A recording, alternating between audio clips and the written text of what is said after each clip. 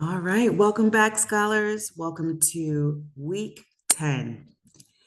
And so we're going to be speaking about creating scientific posters in today's mini session. Scientific posters are key in academic presentations and research dissemination.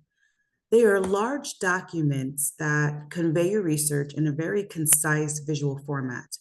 So in this session, we'll cover the components, purpose, and tips for creating effective posters. So let's dive in.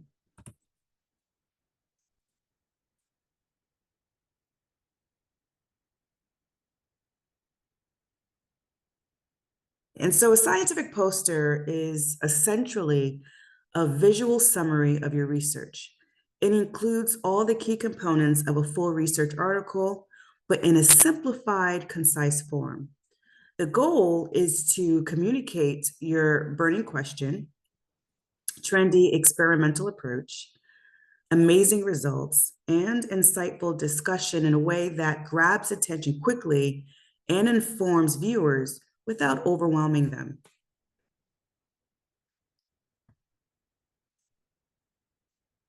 So why bother with a poster? Posters offer a personal way to engage with people who are interested in your research. They also have a wide reach. People who might not attend your talk can still see your work very, very easily. Posters are essentially great if public speaking isn't your strong suit, as they can communicate your findings without you needing to be there. So when designing a poster, readability is critical. Use large fonts and double spacing, making it easy to read from a distance. Visuals are your best friend here. Focus on charts, tables, and images. Your goal is to present as much information visually as possible, avoiding long paragraphs of text. And let's talk about your title. The title of your poster is like a hook.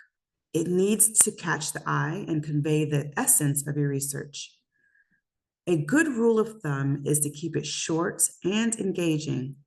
The goal is to spark curiosity while being informative. The introduction is where you draw your audience in. Keep it brief, just enough background to understand the context of your research. And this is also where you introduce your hypothesis and showcase why your study is relevant. Including a relevant visual here can make a very big impact.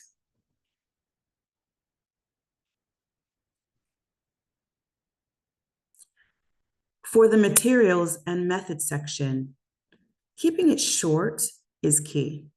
Use visuals like flowcharts to convey your experimental design instead of a very long description. Focus on clarity and simplicity, but make sure you mention any critical methods or statistical analyses used in your research. Now, on to the results. This section is the heart of your poster. Use graphs and charts to make your data digestible. Be clear about what your results show, but let the visuals do most of the talking.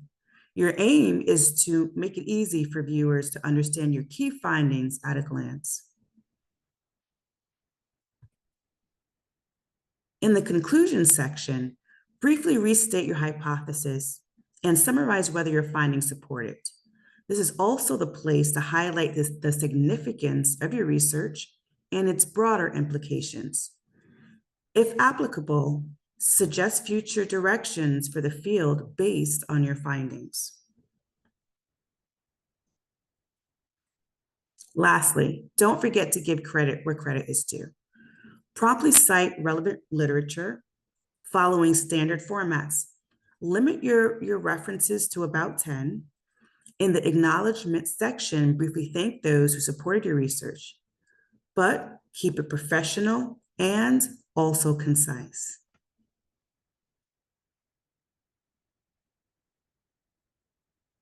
In conclusion, Creating a scientific poster is an art within itself.